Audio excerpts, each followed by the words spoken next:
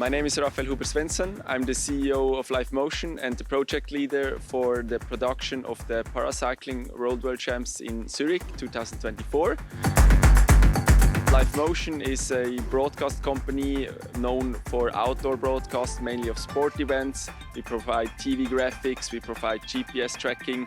We do all kind of special cams like drones, like running cams, like bike cams or filming from the moto.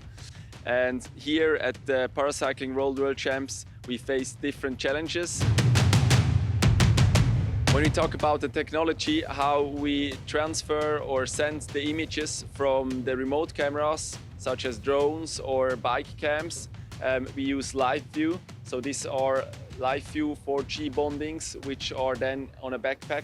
And if we compare it, for example, to Swiss TV, who is doing it with other transfer solutions, we see that they are using a whole bunch of different systems, while we basically just have the backpacks on our camera operators and send the signal directly to our OB van.